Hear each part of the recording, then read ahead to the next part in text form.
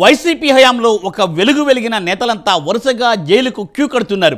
అధికారంలో ఉండగా నోటికి హద్దు అదుపు లేకుండా మాట్లాడిన వారు ఒక్కరొక్కరుగా శిక్షలు అనుభవిస్తున్నారు.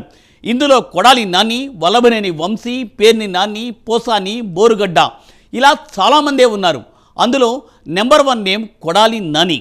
ఆయన టైం ఇంకా రాకముందరే ఆయన హాస్పిటల్ బెడ్ ఎక్కేశారు. గుండె నొప్పితో ఆంధ్రప్రదేశ్ను వీడిపోయారు. వల్లభనేని వంశీ పాపం పండింది ఆల్రెడీ. టీడీపీ కార్యకర్తను కొట్టి బెదిరించిన కేసులో అరెస్ట్ అయి ఆయన ఊసలు లెక్కబెడుతున్నాడు. పోసాని, బోరుగడ్డ, అనిల్ కూడా జైలు తిండి తిన్నారు. ఇంకా చాలామందే ఉన్న పేర్ని నాని మాత్రం తరచూ మిస్ అవుతున్నారు. ఈసారి మాత్రం పేర్నిని పక్కాగా పట్టుకునే లోపలేసుడే అంటూ కూటమి ప్రభుత్వం ధీమాగా చెబుతోంది. ఆ సమయం ఇప్పుడు రానే వచ్చిందట. ఆయన భార్యకు ఉచ్చు బిగించి నానిని కన్నంలోంచి బయటకు రప్పించేలా పొగబెడుతున్నారు ఏపీ పోలీసులు. ఆయన బయట గంభీరంగా కనిపిస్తున్నా లోపల మాత్రం భయపడుతున్నారట.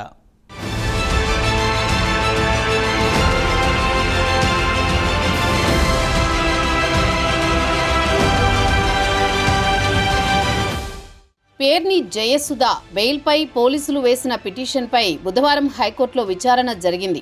ఇక మిగిలింది కోర్టు తీర్పు మాత్రమే. అయితే ధర్మాసనం తీర్పు ఎలా ఉండబోతోందనే టెన్షన్ పేర్ని నానిని పీడిస్తోందట. పేర్ని నానికి చెందిన గోడౌన్ నుంచి రేషన్ బియ్యం అక్రమంగా తరలించారనే కేసులో A1గా జయసుధ, A6గా నాని ఉన్నారు.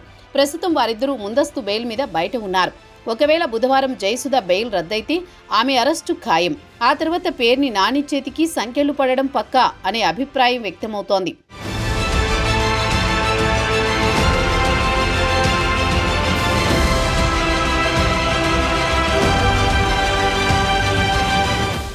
అయితే ప్రభుత్వంలో ఉన్నప్పుడు పేర్ని నాని నోటికి అంతే లేకుండా పోయింది. చంద్రబాబు, లోకేష్లతో పాటు పవన్ కళ్యాణ్ మీద ఓ రేంజ్లో రెచ్చిపోయేవారు.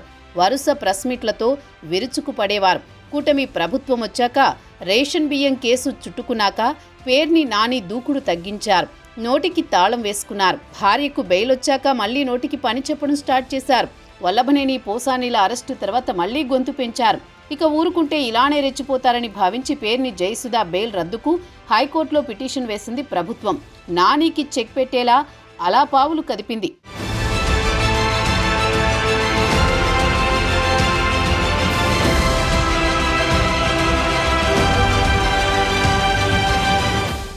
ఇంత జరుగుతున్నా పేర్ని నాని ఏమాత్రం తగ్గట్లేదు. జైలుకైనా వెళ్తాను కానీ కాంప్రమైజ్ విషయంలో అసలు తగ్గేదే లేదంటున్నారట. కూటమి ప్రభుత్వం తన కుటుంబాన్ని ఎన్ని ఇబ్బందులు పెట్టినా వైసీపీని, జగన్ను వదిలిపెట్టనని చెబుతున్నారు. రాజకీయ వేధింపులకు భయపడేదే లేదన్నారు. రేషన్ బియ్యం నష్టానికి ఇప్పటికే పరిహారం చెల్లించినా తన భార్యపై కావాలనే కేసు పెట్టి కక్ష సాధింపు చర్యలు చేస్తున్నారని మండిపడుతున్నారు. తన భార్యపై 7 ఏళ్ల పైబడి శిక్ష పడేలా కేసులు పెట్టడం ఏంటని ప్రశ్నిస్తున్నారు. పౌర సరఫరాల శాఖ తన కుటుంబం మీద మినహా మిగతా ఇప్పటి వరకు ఎవరి మీద క్రిమినల్ కేసులు పెట్టలేదని, ఇదేమి న్యాయమంటూ నిలదీశారు మాజీ మంత్రి పేర్ని నాని.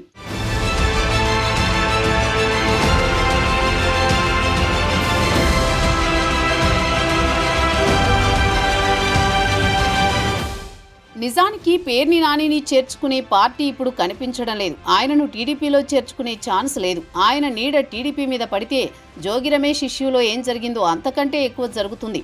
ఆయన నోరు అంత ఘోరంగా ఉపయోగించుకున్నారు. జనసేనలో అయితే అసలు సాధ్యం కాదు. జగన్ వ్యూహంలో భాగంగా పవన్ అత్యంత ఘోరంగా విమర్శించారు. దీంతో జన సైనికులు పేర్ని నానిని ఆహ్వానించే పరిస్థితి లేదు. ఈ 2 పార్టీల అంగీకారం లేకుండా బీజేపీ కూడా చేర్చుకోదు. దీంతో పేర్ని ఫ్యాన్ పట్టుకుని వేలాడడం తప్ప మరో దారి లేదని వాదన వినిపిస్తోంది.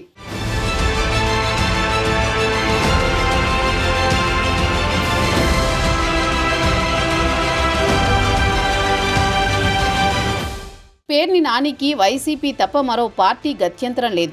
ఆ విషయం ఆయనకు తెలుసు. తన భార్య అరెస్టు నుంచి కాపాడుకోవడానికి తాను గతంలో అజ్ఞాతంలోకి వెళతానని చెప్పుకున్నారు. ఇప్పుడు హైకోర్టు ఆమె బెయిల్ రద్దు చేస్తే ఇక ఎక్కడికి పోలేరు. నిజానికి పేర్ని నాని భార్య జైలుకు పోకుండా కాపాడుకోలేకపోతే ఆయన కుటుంబంలోనూ సమస్యలొచ్చే అవకాశం ఉంది. ఈ క్రమంలో జగన్ కూడా ఆయన ఫ్యామిలీ ఇష్యూలో వేలు పెట్టలేరని అభిప్రాయం వ్యక్తమవుతోంది.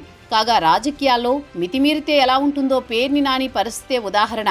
మరోవైపు పైకిలా గంభీరంగా మాట్లాడుతున్న పేర్నిలో భయం లేకపోలేదు.